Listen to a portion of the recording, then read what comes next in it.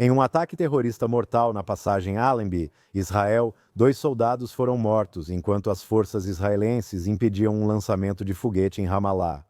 Na Organização das Nações Unidas e em toda a Europa, cresce o movimento para reconhecer o Estado palestino, enquanto comissões acusam Israel de genocídio e a UNRWA é exposta por empregar membros do Hamas. Em casa, Netanyahu alerta sobre o isolamento econômico. Smilkrich chama Gaza de bonança imobiliária, enquanto israelenses enfrentam um novo ano divididos entre desespero e resiliência. Tudo isso e muito mais neste episódio do Minuto Jerusalém.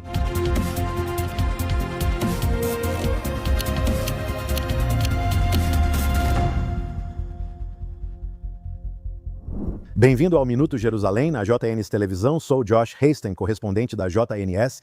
Estou no estúdio com Alex Traiman, Chief Executive Officer da JNS, no Centro de Mídia da JNS em Jerusalém. Alex, você publicou esta semana no Jewish News Syndicate.org um artigo de opinião chamado O Reconhecimento do Estado Palestino na Organização das Nações Unidas não é só um fracasso diplomático. Esta semana, na Assembleia Geral da Organização das Nações Unidas, mais de uma dúzia de países deve reconhecer o chamado Estado Palestino, basicamente recompensando o Hamas pelo maior massacre de judeus desde o Holocausto. Ah, sim, claro. Precisamos entender que o que ocorre na Organização das Nações Unidas esta semana não é só sobre Gaza ou as ações de Israel lá dentro. Não é só um fracasso diplomático, como escrevi. Muitos perguntam, se Benjamin Netanyahu é considerado o maior diplomata, como ocorreu um fracasso tão grande? Mas, na verdade, isso é um fracasso sistêmico. Os tijolos foram colocados. A fundação foi criada aqui para isso na época certa, há muito tempo, podendo remontar a 1975. Sionismo equivale a racismo na Organização das Nações Unidas, e essas Nações Unidas aprovaram mais resoluções contra Israel do que contra qualquer outro país, na verdade, do que contra todos os outros países juntos. Você tem agências da Organização das Nações Unidas aqui que têm investigações permanentes sobre o que acontece em Israel, enquanto não existe isso para nenhum outro país. Todas as agências da Organização das Nações Unidas, seja a UNRWA, como vamos falar mais tarde, seja o Conselho de Direitos Humanos, a Organização das Nações Unidas para a Educação, a Ciência e a Cultura, que lida com cultura, todas elas têm trabalhado para minar Israel. E nas Nações Unidas há também o movimento de boicote, desinvestimento e sanções, que já existe há mais de uma década, e as pessoas diziam, sabe, isso não é tão sério, sabe, a gente pode, é algo marginal, vai desaparecer. Sabe, nós sabemos como fazer as pessoas investirem em Israel. Mas agora você ouve pessoas falando sobre boicotar Israel e embargos de armas. E então você fala sobre o que está acontecendo nos campi universitários. Os catares, os sauditas, outros, eles vêm investindo nos campi há décadas. As semanas do apartheid de Israel nos campi começaram há cerca de 25 anos, quando eu visitava universidades tentando atrair pessoas para programas em Israel. Então, há muita coisa que vem acontecendo aqui há anos para preparar o terreno exatamente para o que está acontecendo agora. E tem sido um fracasso de décadas permitir que essas situações se agravem e cresçam. E agora vemos que, quando somos atacados em 7 de outubro e temos uma guerra como resultado, todo o terreno foi preparado, na verdade, para virar a maré contra Israel diplomaticamente.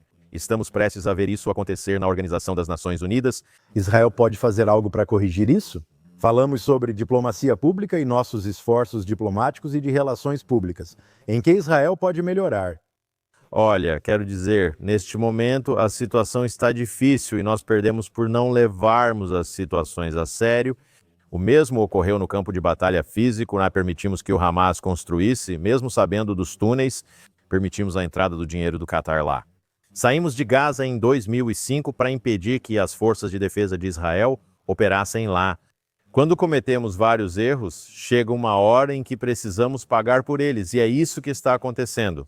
Esses são apenas erros israelenses. Grande parte da culpa é da comunidade judaica dos Estados Unidos da América, que permitiu isso principalmente nos campi universitários. Eles mesmos criticam Israel há mais de uma década, dizendo que é preciso pressionar pela criação de um Estado palestino. Então, sabe, eu acho que há muita culpa para todos os lados, Agora, em termos do que pode ser feito, quero dizer, a única coisa que você pode fazer é vencer. Você simplesmente tem que vencer, tem que ser forte e tem que ser resoluto. Você também não pode ceder à pressão, tem que enfrentá-la. Você tem que fazer parecer que não está abalado pelo ataque diplomático que Israel está enfrentando. É muito difícil fazer isso, sinceramente, porque existe uma parte da psique do israelense que realmente quer ser gostado e até amado pelas pessoas ao redor do mundo. E neste momento isso não vai acontecer. Então, sabe, você tem que adotar uma postura firme, uma postura autoconfiante e vencer a guerra, como nós fizemos. Os ganhos militares nesta guerra foram incríveis, sinta orgulho disso. Veja que há uma luz no fim do túnel em relação a Gaza para garantir que o Hamas não vai voltar. Você tem que se manter resoluto aqui, porque se ceder em qualquer coisa, na verdade vai agravar a situação. Se isso não fosse suficiente, a Organização das Nações Unidas também está acusando Israel de genocídio. A Comissão Internacional Independente da Organização das Nações Unidas afirma que as forças de segurança israelenses sabiam que operações militares desde 7 de outubro matariam palestinos em Gaza. Para mim, isso parece guerra. Fomos atacados em 7 de outubro e entramos em conflito, mas a Organização das Nações Unidas leva isso além. E oficialmente, essa comissão está chamando Israel de genocida. E você acha que é coincidência a comissão concluir que Israel é culpado de genocídio justamente na semana anterior à Assembleia Geral da Organização das Nações Unidas, quando Emmanuel Macron e outros, junto com 142 países, estão prestes a apresentar um caminho para reconhecer o Estado palestino?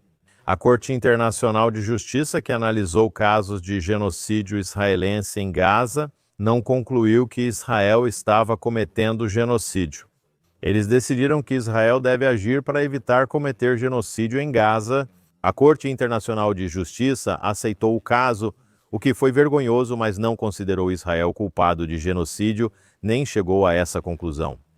Aqui, a Organização das Nações Unidas afirma que, mesmo que a Corte Internacional de Justiça, que atua com ela, não considere Israel culpado de genocídio, ainda podemos fazer isso sozinhos e usar como pretexto para reconhecer o Estado palestino na Organização das Nações Unidas. Enquanto isso, o Reino Unido e o premier Keir Starmer dizem que talvez nem esperem até a Assembleia Geral da Organização das Nações Unidas. Ele pode esperar até que o presidente Trump retorne aos Estados Unidos da América e talvez reconheça um suposto Estado palestino antes de chegar a Nova York. Sim, quero dizer, é impressionante que o presidente Trump vá ao Reino Unido e Starmer queira reconhecer o Estado palestino ou reconhecer algum caminho para a criação do Estado palestino. Ele sabe que Trump não quer que ele faça isso. Então ele diz, ok, bem, vou apenas esperar até ele ir, e assim que ele for, aí eu faço um anúncio. E o próprio Starmer, na verdade, não vai à Organização das Nações Unidas para se apresentar lá. Então ele nem precisa dizer isso em Nova York. Mas esse é o problema. E eu vou te dizer, como na Europa com Starmer, com Macron e com outros países, é que a política muda nesses países. Não faz tanto tempo, foi há apenas alguns anos. Você tinha primeiros ministros conservadores no Reino Unido. Eles bagunçaram a própria política e então o país se tornou liberal. Mas o país pode voltar a ser conservador. A mesma coisa na França. Macron é presidente há muitos anos, vai haver uma eleição em breve. Pode haver uma mudança de maré na política francesa, assim como está acontecendo em toda a Europa, onde se vê que as entidades nacionalistas estão se saindo melhor do que as entidades continentalistas ou globalistas da esquerda, que estão governando contra Israel.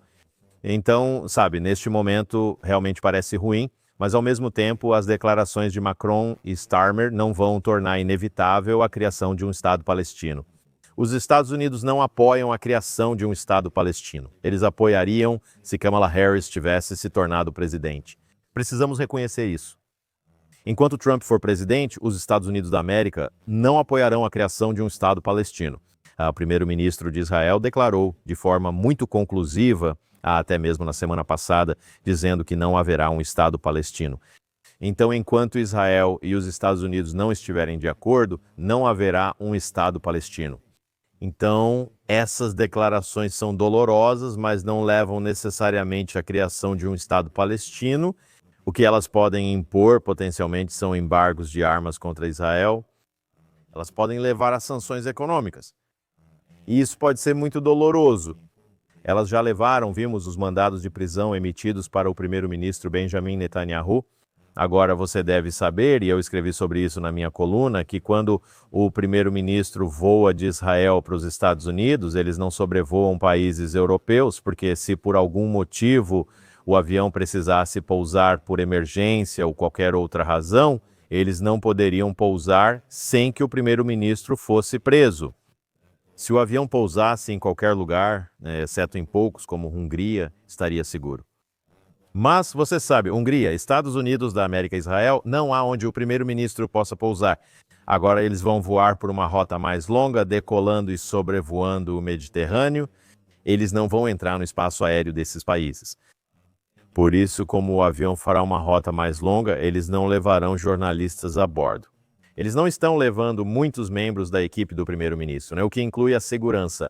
Todos eles têm que voar em voos comerciais para chegar aos Estados Unidos antes da visita, porque eles querem menos peso no avião, o que basicamente aumenta a distância que o combustível pode levar o avião. Então, sabe, essa é a situação que temos. Isso não vai criar um Estado palestino, mas cria uma série de dificuldades diplomáticas e possivelmente dificuldades econômicas para o Estado de Israel. E Israel enfrenta uma realidade insana, nosso primeiro-ministro. Quero dizer, os líderes do Irã, da Coreia do Norte, todos esses outros países comunistas como a China, não precisam fazer o que o primeiro-ministro Netanyahu está fazendo só para chegar a Nova York. Insano. Você citou o presidente francês Emmanuel Macron. Ele foi ao canal 12 da televisão israelense na última quinta-feira à noite e alertou Israel de que a ofensiva militar em Gaza está destruindo a credibilidade do país. Se acontecesse um ataque como o de 7 de outubro na França, o que o país faria? Não há dúvida de que eles entrariam em guerra total com o objetivo de destruir o inimigo. E o primeiro-ministro de Israel, Netanyahu, ou qualquer outro líder, não iria à televisão francesa criticar a França por se defender e tentar evitar outro massacre ao estilo de 7 de outubro. Então isso é simplesmente insano. Sabe, é difícil saber o que a França faria. Para ser sincero, seu ponto é que, se fossem atacados, eu não acreditaria muito no que fariam. Quero dizer, você vê toda a Europa implodindo por causa da imigração muçulmana em massa, grande parte dela imigração ilegal. Mas você sabe, o canal 12 convidando Macron, você vê como a mídia israelense é, na verdade, parte do desafio que Netanyahu e seu governo enfrentam, pois eles trazem essas vozes que são contra Israel.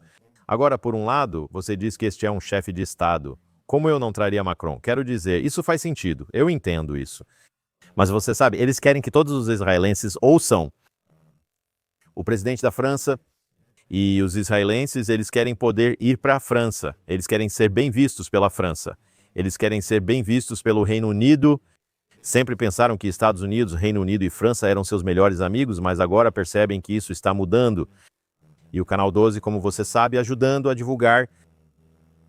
A animação, mostrou o Macron na televisão francesa, ou melhor, israelense, esta semana.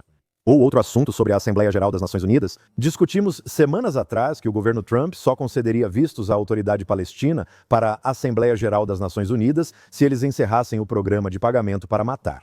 Eles não interromperam o programa, então Mahmoud Abbas não viajará. A Organização das Nações Unidas aprovou amplamente que Mahmoud Abbas, presidente da Autoridade Palestina, faça seu discurso virtualmente na reunião de líderes mundiais em Nova York esta semana. Sim, quero dizer, vimos como o secretário de Estado Marco Rubio criou uma política americana proibindo membros da Autoridade Palestina de virem à Assembleia Geral da Organização das Nações Unidas deste ano, o que, você sabe, é exatamente o outro lado do que Israel e o primeiro-ministro Benjamin Netanyahu enfrentariam se fossem viajar para a Europa. Os Estados Unidos mudam o roteiro e a Assembleia Geral da Organização das Nações Unidas diz: temos uma tela grande aqui, vamos simplesmente trazer Abbas, vocês não deixam ele voar para cá, então vamos trazê-lo pelo Zoom quando ele for fazer seu discurso. Quero dizer, isso é sobre o Estado palestino ou é sobre isso que trata esta Assembleia Geral da Organização das Nações Unidas? Então eles encontram uma maneira de deixar Abbas falar. Nunca vou esquecer as imagens de Yasser Arafat, acho eu, com arma no coldre durante seu discurso anos atrás na Organização das Nações Unidas. Não surpreende que façam de tudo para permitir que a Autoridade Palestina fale. Outro ponto sobre a Organização das Nações Unidas, isso também não surpreende. Um novo estudo da organização não governamental sediada em Genebra, Organização das Nações Unidas Watch, descobriu que a Organização das Nações Unidas RWA empregou conscientemente líderes terroristas do Hamas como diretores e professores nas escolas, transformando salas de aula em incubadoras de ódio. Sem surpresas, mas é bom compartilhar.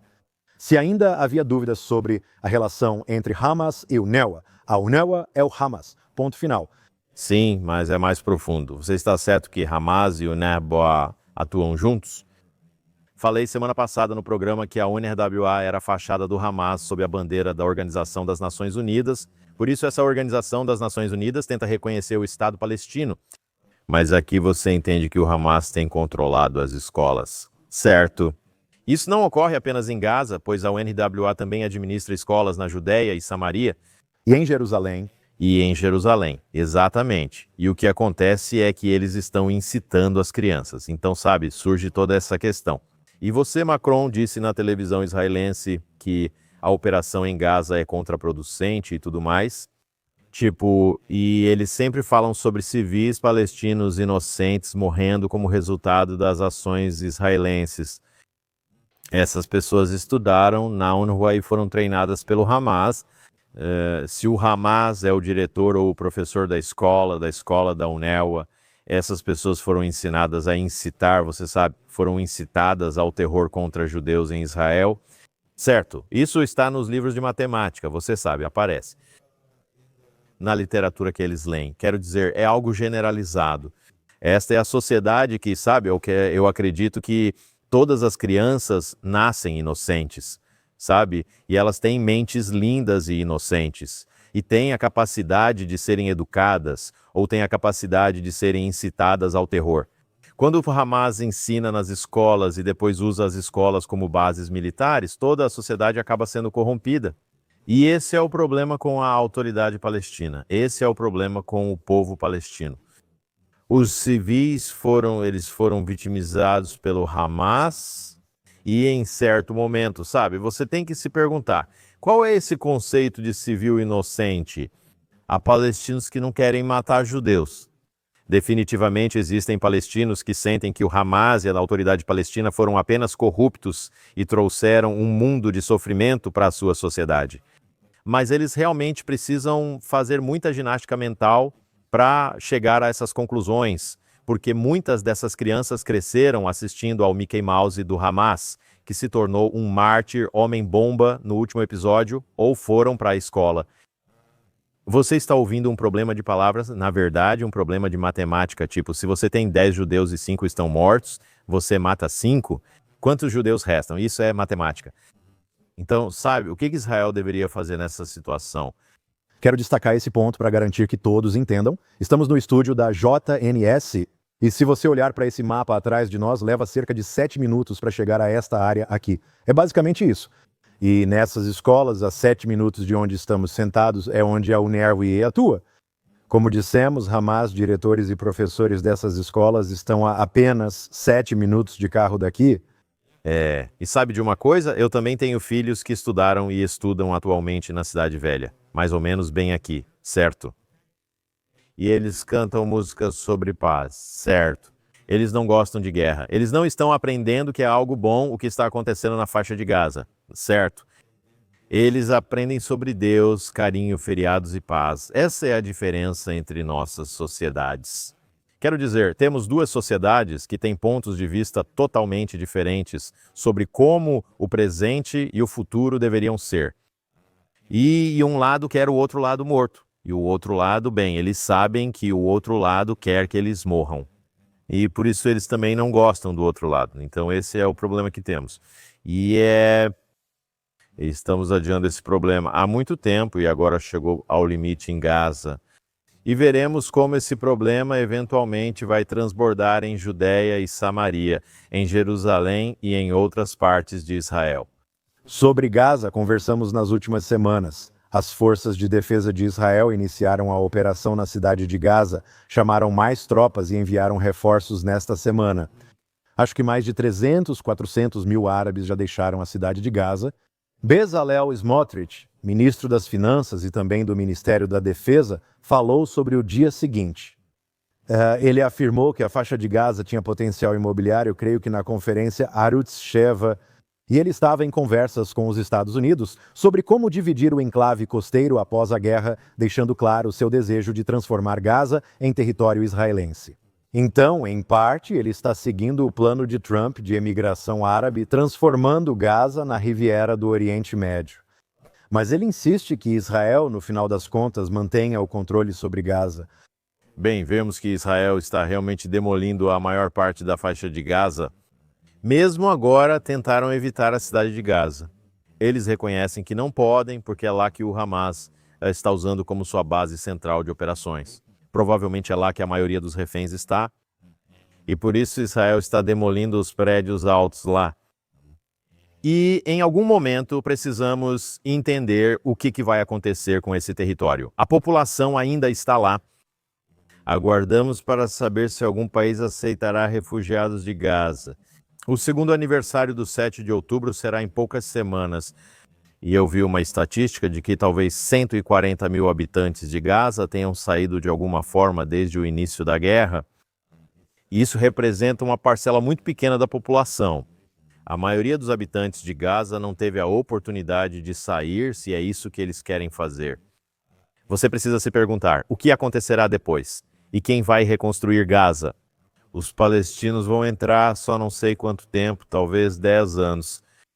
Os palestinos vão receber uma nova Riviera planejada, construída, maravilhosa no Mediterrâneo, que foi construída por Israel e pela comunidade internacional para que eles sejam essencialmente recompensados. Ok, nós viemos, destruímos o que vocês tinham, que nem era tão bom assim, e agora vamos construir algo muito melhor para vocês. Eles vão perder o território, ou pelo menos o controle soberano dele. Alguns habitantes de Gaza, tipo um número significativo, vão sair. Israel vai controlar, e quem será dono das propriedades? E certamente quando você ouviu o presidente Trump em fevereiro, ruminando com Netanyahu na Casa Branca sobre todos saírem de Gaza e os Estados Unidos da América assumirem a faixa de Gaza, eles acham que o verdadeiro Trump vê uma oportunidade imobiliária ali. Ele está dizendo que isso é uma propriedade à beira-mar. E então os Estados Unidos, ele disse, ou eu não sei se é o governo dos Estados Unidos da América, ou se são empresas privadas americanas. Mas isso, sabe, o Witkoff, ele é um cara do ramo imobiliário, Trump é um cara do ramo imobiliário, Kushner está envolvido em muitos negócios imobiliários. Eles devem pensar, ok, vamos nessa. Vamos construir prédios, arranha-céus, hotéis, seja lá o que for. E claro, há discussões de alto nível entre o ministro das Finanças, Bezalel Smotrich, e colegas nos Estados Unidos. E, novamente, não sabemos como será o dia seguinte, assim como o primeiro-ministro disse que foi questionado e respondeu que tudo o que sabemos é que é vitória total. Ele só fala isso e não discute como será o dia seguinte. E não sei se alguém sabe como será o dia seguinte. Mas, enquanto isso, Israel criou uma zona de demolição e há uma oportunidade imobiliária ao final disso. Quem controla isso e quem vai morar lá ainda não se sabe. Sem dúvida. Alex, quinta-feira passada foi mais um dia difícil em Israel.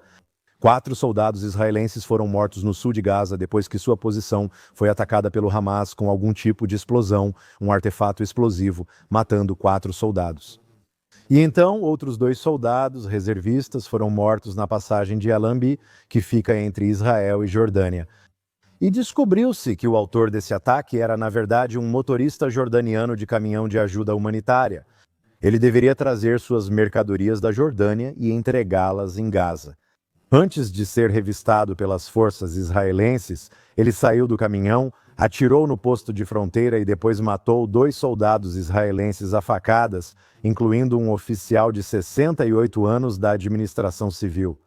O nome dele é Itzhak Harut e o outro de 20 anos se chama Oran Hershko, que Deus vingue o sangue deles. 2 mataram um oficial na fronteira entre Jordânia e Israel.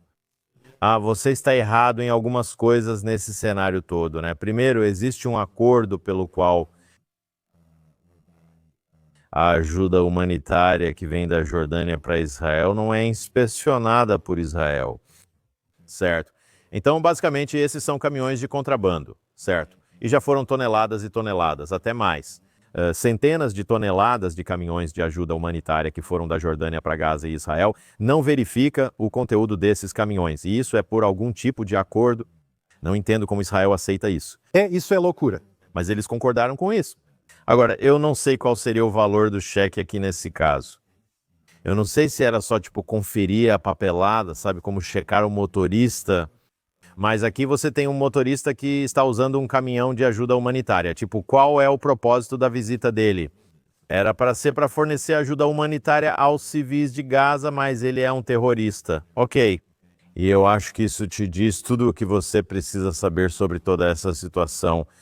A ajuda humanitária é controlada por terroristas, servindo como contrabando. Possivelmente rifles e outros itens passando ali para a faixa de Gaza. Eles afirmam, apesar de toda a ajuda humanitária, que há fome. Eles dizem que quando pessoas morrem na guerra por causa do uso de escudos humanos pelo Hamas, Israel é acusado de genocídio. O controle da UNRWA faz com que o Hamas controle as escolas. Percebe o padrão? Tudo isso foi armado como uma grande armadilha. Tudo foi uma armadilha para Israel entrar e lutar a guerra. Não existe nenhuma área em que Israel realmente haja de boa fé com os palestinos ou com outros países do mundo árabe. O Catar está representando o Hamas nas negociações sobre os reféns, enquanto os líderes do Hamas são bilionários dentro do Catar, vivendo nos hotéis mais luxuosos e ganhando muito dinheiro. Como estão fazendo isso? É uma armadilha corrupta para Israel. E você vê isso se manifestar em todas as áreas possíveis. É complicado. Se fizer, está ferrado. Se não fizer, também. O que me incomoda é que Israel fechou a passagem de Alabi, mas em alguns dias deve reabrir e os caminhões voltarão a se alinhar. Não sei se a passagem está fechada, está bloqueada para ajuda humanitária, mas você sabe o que acontece, né? Então eles cortaram a ajuda humanitária. A comunidade internacional então alega que você impede a entrada de ajuda em Gaza por causa desse episódio. Agora você impede a entrada de ajuda humanitária e provoca fome. É impressionante também ver como essas alegações ganham força e depois esfriam, não é? Há algumas semanas todos comentavam sobre a fome em Gaza. E aí o New York Times publica aquelas fotos das crianças com paralisia cerebral ou distrofia muscular e outros jornais fazem o mesmo mostrando a fome em Gaza. E Israel aponta isso e destaca todas as toneladas de ajuda humanitária que estão entrando em Gaza. E agora as pessoas não estão falando tanto sobre a fome na faixa de Gaza, mas a narrativa permanece, certo? Então todo mundo sabe que Israel está cometendo um genocídio. Israel está causando fome. Israel busca promover uma limpeza étnica. Esse cenário ele já foi preparado e é visível em todas as áreas. Quero dizer, só nessa semana inteira, você vê como no episódio dessa semana, sabe? A gente vê como todas as áreas estão operando contra Israel. Israel não tem respostas para todas essas diferentes situações. Sempre que eles respondem, por exemplo, por que Israel entrega ajuda humanitária, eles querem checar o que entra, certo? Esse é o motivo pelo qual eles fazem isso.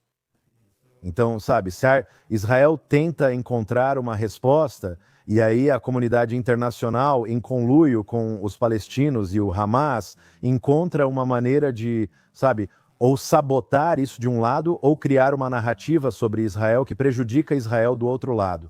Eu só quero destacar um dos assassinados, Yitzhak Harosh, de 68 anos. Quero dizer, ele tinha 68 anos. Ele ainda servia na reserva. Ouvi uma entrevista com um parente dele no rádio na manhã do assassinato. Acho que foi a esposa dele que disse: "Faz anos que falo para você pendurar o uniforme, você tem 68 anos." Ele não aceitava. Ele disse: "De jeito nenhum, eu nunca vou tirar esse uniforme."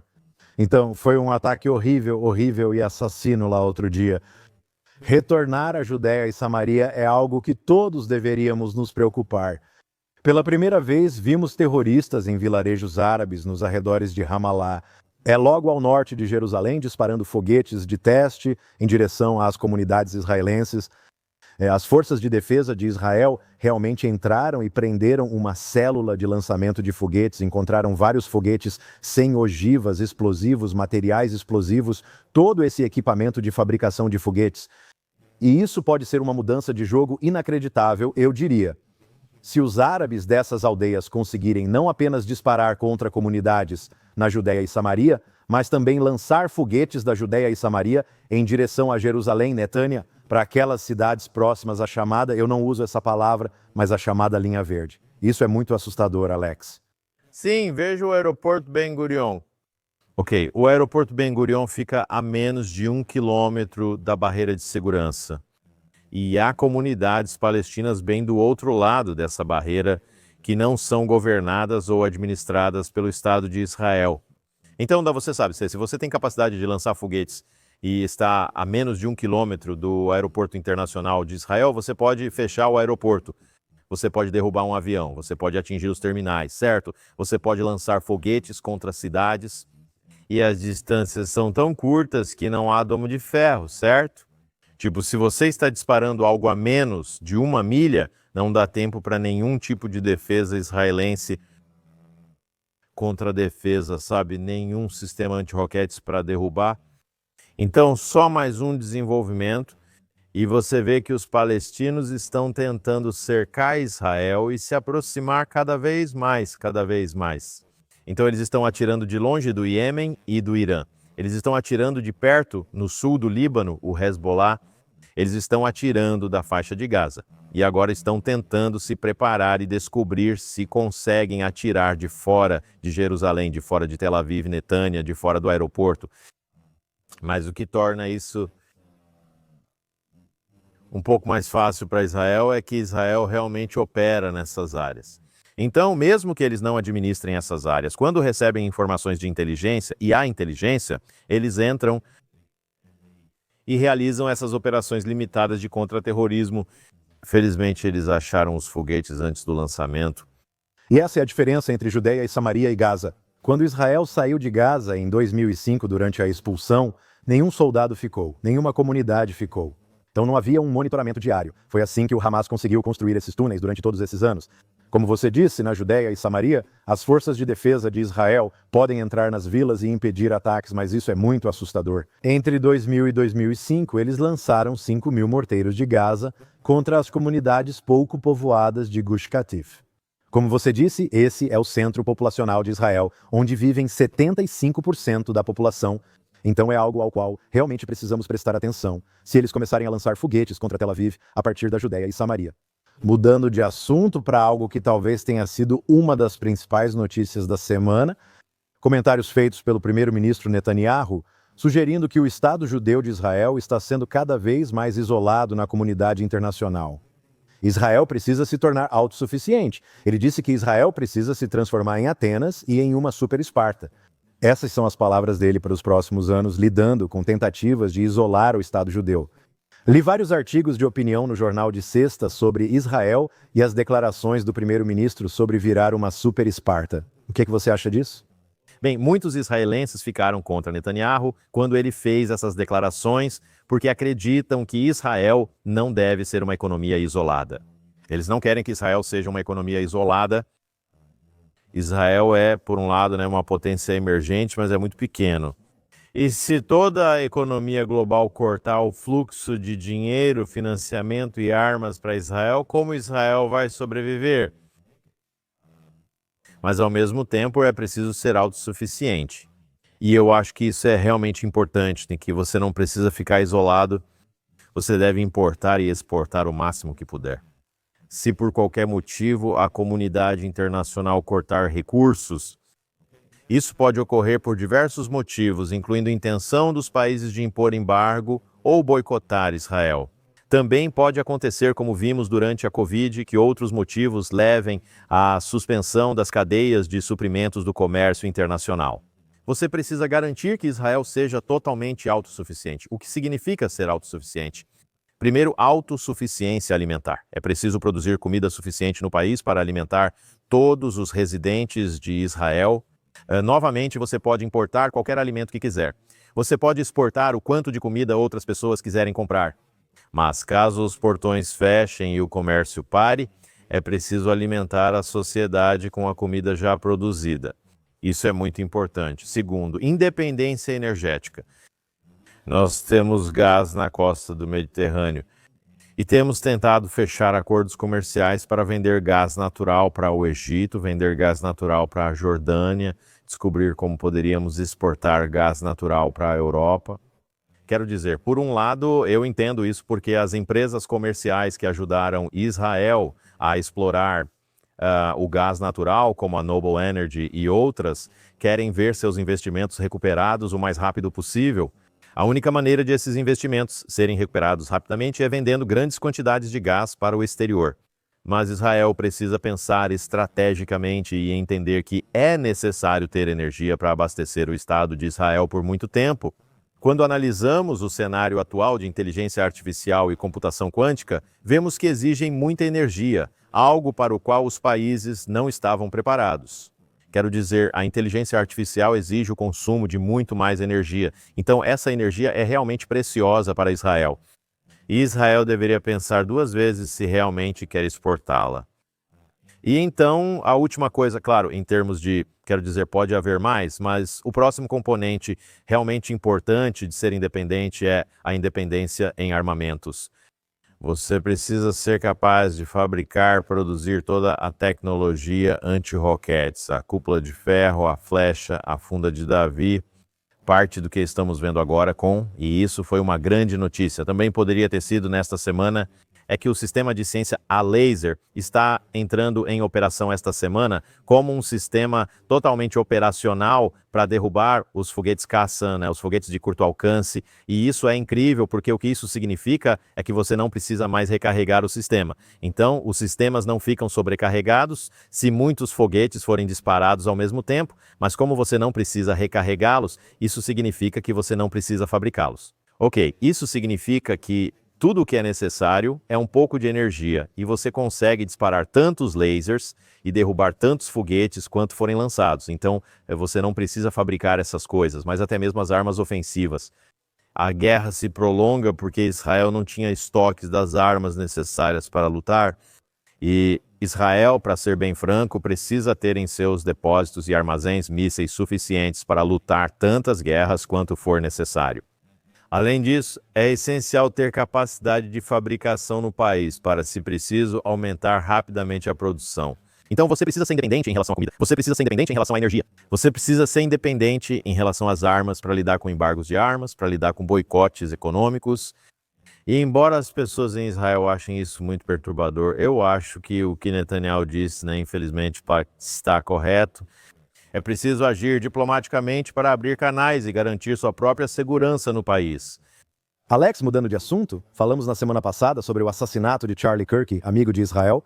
Agora existe o que chamo de direita antissemita. Candace Owens, Nick Fuentes, Tucker Carlson e outros. J.P. Sears.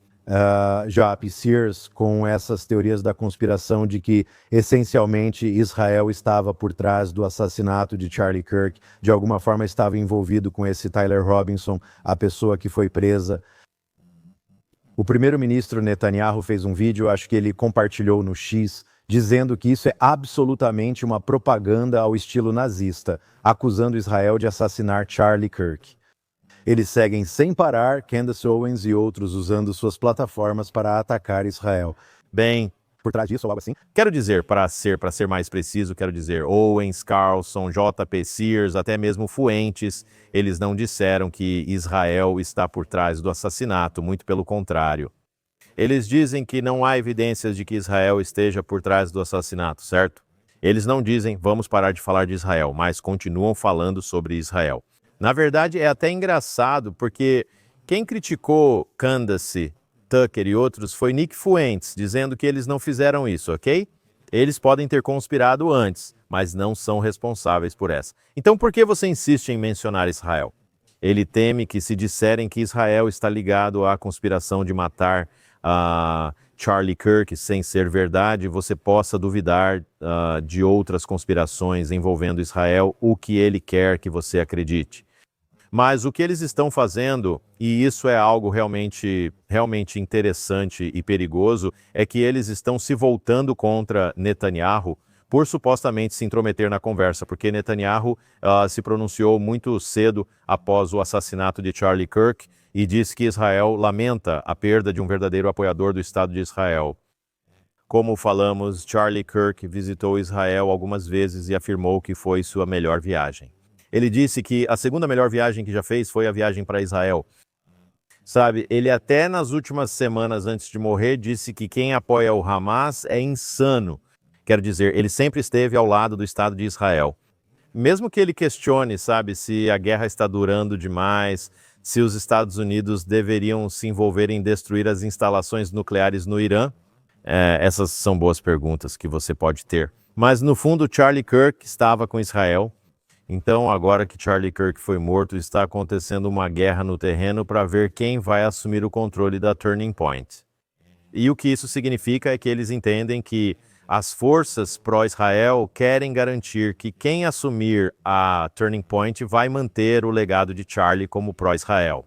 E é uma boa oportunidade para garantir que a comunidade Make America Great Again reconheça os benefícios da relação entre América e Israel. Mas o Tucker Carlson, possivelmente John David Vance, acho muito interessante observar a posição de John David Vance sobre isso.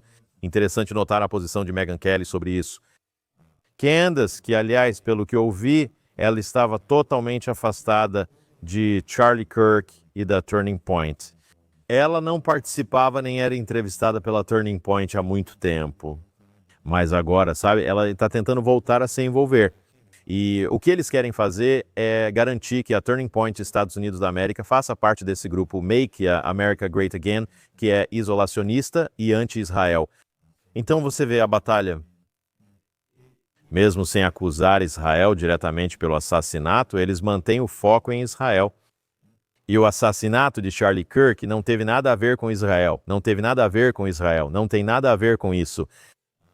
Mas aqui você vê que eles constantemente fazem tudo girar em torno de Israel, como se Israel fosse quem está puxando todas as cordas. Mesmo quando Israel não matou Charlie Kirk, por que fariam isso? É de explodir a cabeça. É de explodir a cabeça como a direita americana está se voltando fortemente contra Israel e qual a agenda deles.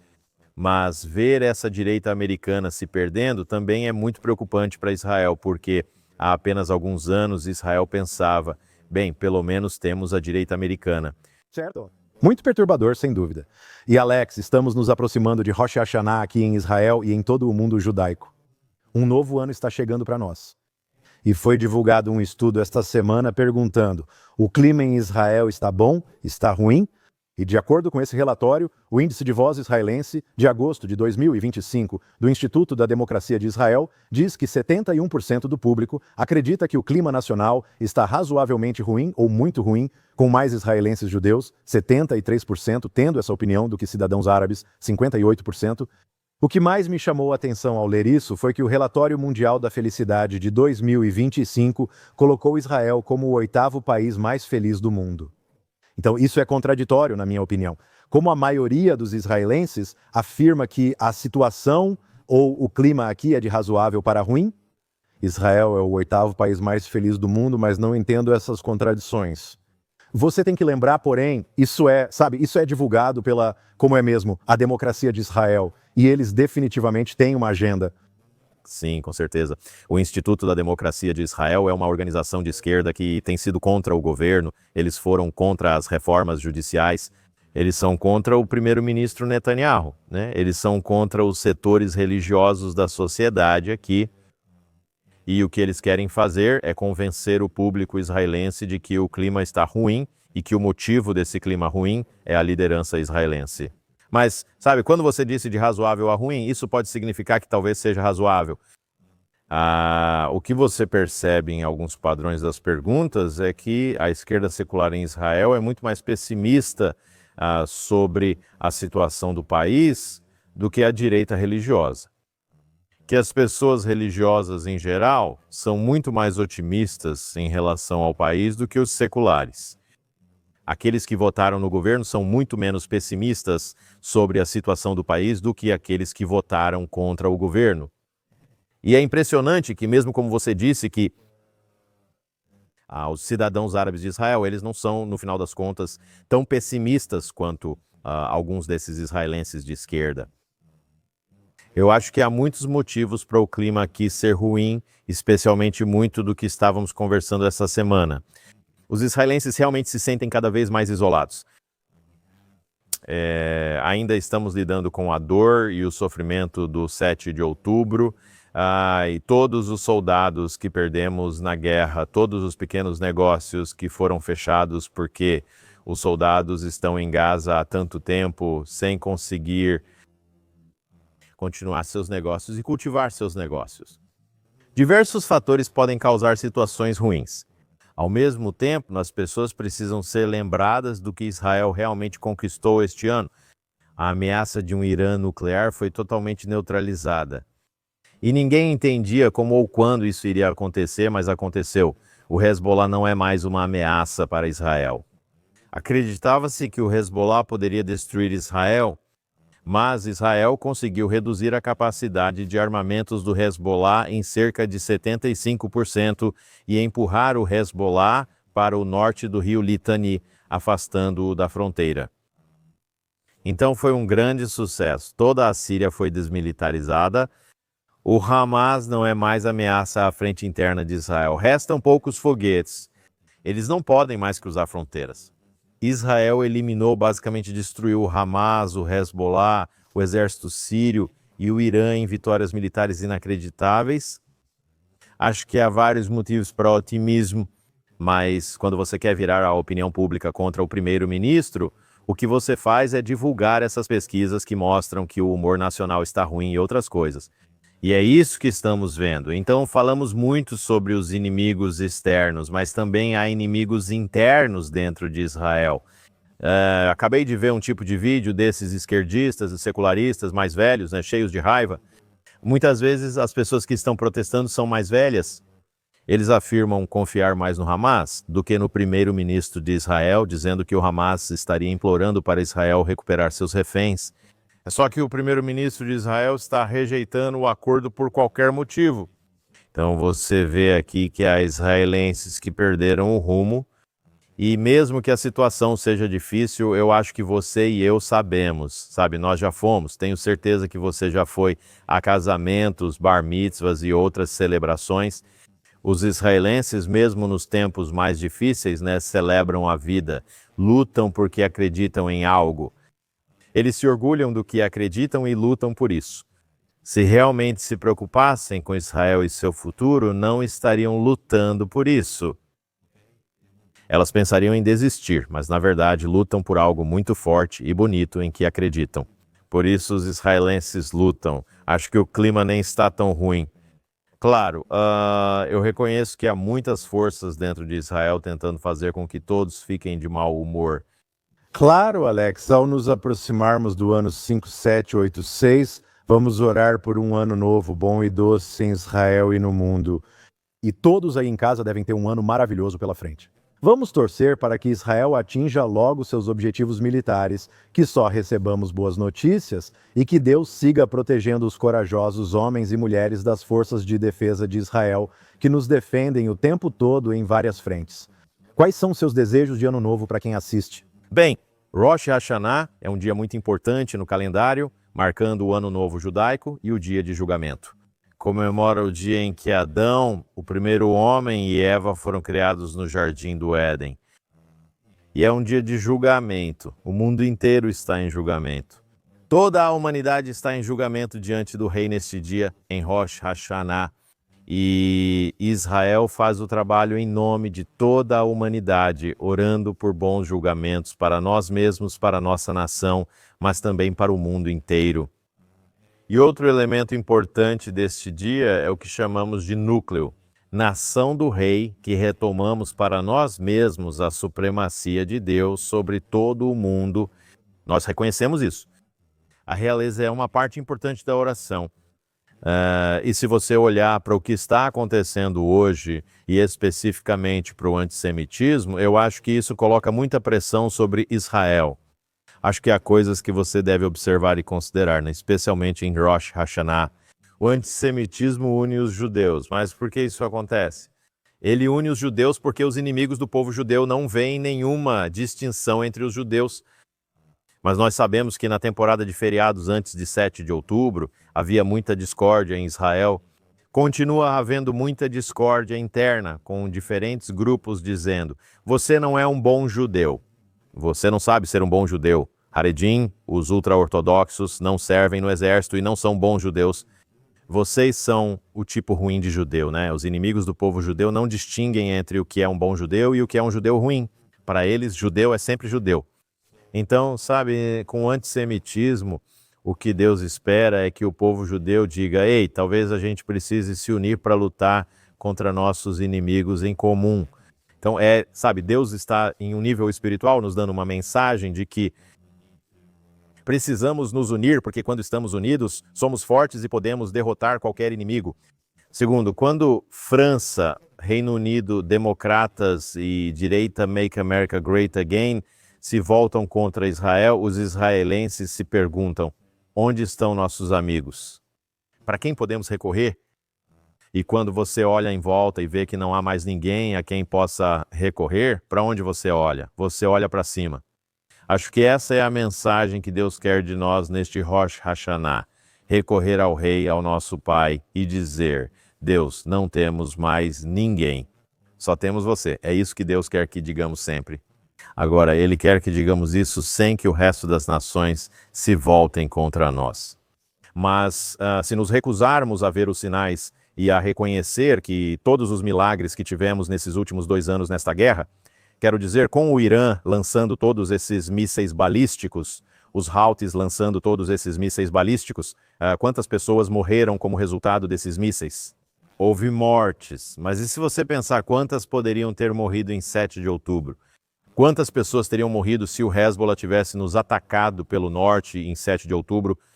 Deus tem nos protegido sempre. E o que Deus realmente quer de nós no Rosh Hashanah é que nos voltemos para Ele e, em primeiro lugar, agradeçamos por nos proteger. Obrigado por nos fortalecer para conquistar essas vitórias militares. E o único ser, a única força para a qual devemos nos voltar, Deus, é você. É isso que Deus quer de nós no Rosh Hashanah. E por isso, minha bênção é que, reconhecendo o poder da unidade judaica, reconhecendo a realeza de Deus e que nosso destino está, em última análise, em suas mãos, que possamos garantir julgamentos poderosos e positivos para nós mesmos, para nossas famílias, para a nossa nação, e especificamente para todos os apoiadores de Israel ao redor do mundo, aqueles que estão ouvindo este programa, mas também para toda a humanidade, porque, francamente, o mundo precisa do nosso trabalho espiritual para melhorar a situação ao redor do mundo. Amém, Alex. Shana Tová. Shana Tová. E Shana Tová para todos aí fora. Quero agradecer a nossa equipe nos bastidores, a produtora Esther Edin, Yuri Svertsky, Ryan Lischitz, Isaac Sickerman. Tenham um maravilhoso Rosh Hashanah para aqueles que estão comemorando e feliz 5786. Nos vemos na próxima semana no Minuto Jerusalém. Você no ano que vem? Até o ano que vem.